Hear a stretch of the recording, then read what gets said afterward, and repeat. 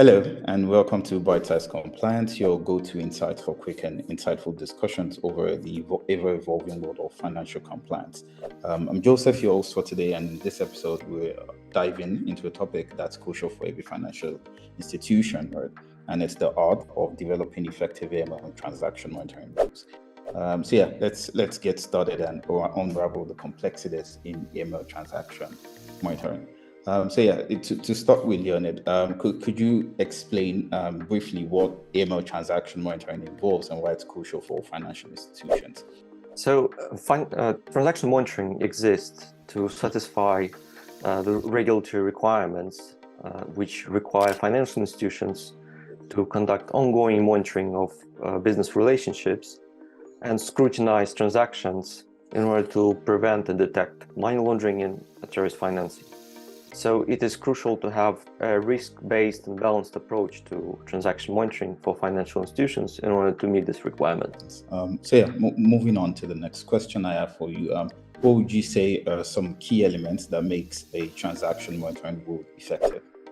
I think in order to make an effective AML transaction monitoring program, you need to have a good understanding of the risks derived from your risk assessment, and then have an ongoing and dynamic process in place to tweak and refine your transaction monitoring rules and scenarios, both in terms of coverage, which usually involves having a good understanding of money laundering typologies and terrorist financing typologies, as well as having a process in place to alter the thresholds that are set in these rules in order to ensure that you don't have a lot of false positives and you indeed have a good operational procedure for handling those alerts in a more kind of effective manner.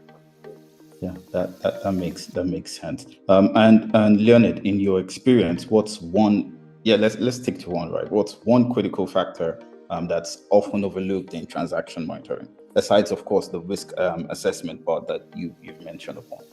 I think one of the most critical factors that is often overlooked in transaction monitoring systems is that companies fail to map the threats they're exposed to particular rules.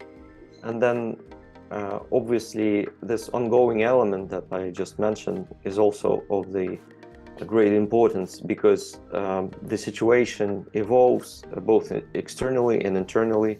Your business can have different profile already from money laundering and terrorist financing perspective compared to when you launched your business and when you established the rules.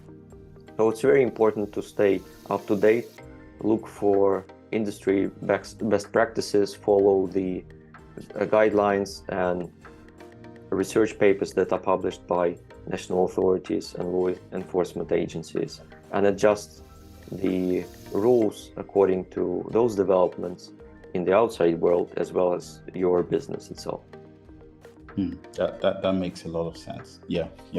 That's true. On understanding this complements, right? What should financial institutions, right, ranging from fintechs, neobanks, and of course banks themselves, right? What do you think they should prioritize when developing their AML monitoring rules, especially with this new scene right now of a lot of financial institutions having AML teams, fraud teams, compliance teams, right? So having all of these guys coming together, I believe, would be important, right? So what do you think they should prioritize when developing these rules to make sure it monitors and covers all of these teams and make sure they have a total overlapping compliance process in place?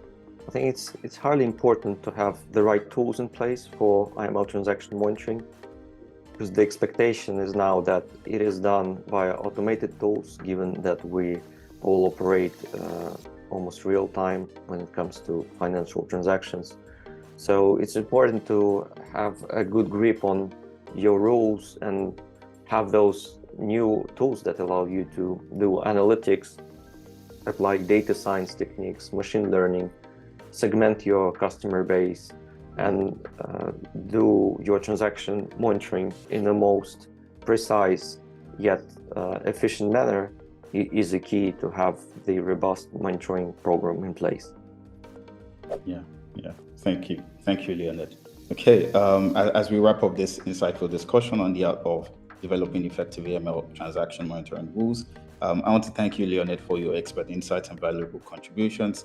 And today, Leonid has helped us contribute and delve into the complexities of creating robust AML rules, talking about the challenges in this process and the best practices, of course, which Leonid stressed about having a risk-based transaction monitoring system, and of course having an efficient tool in place to handle all of this process, and of course the best practices that can guide financial institutions towards better compliance. And for our listeners, we hope this episode has shed some light on critical aspects of AML transaction monitoring and has provided you with a deeper understanding of its importance and in the fight against financial crime. And of course, if you have any questions, comments, or suggestions for future topics, please reach out, and don't forget to subscribe to our Bite-Size Compliance for more concise and informative discussions on compliance topics that matters. And I'm Joseph again, and thanks for tuning in, and looking forward to bringing you more valuable insights in our next episode. Stay informed, stay compliant, and see you next time. Thank you.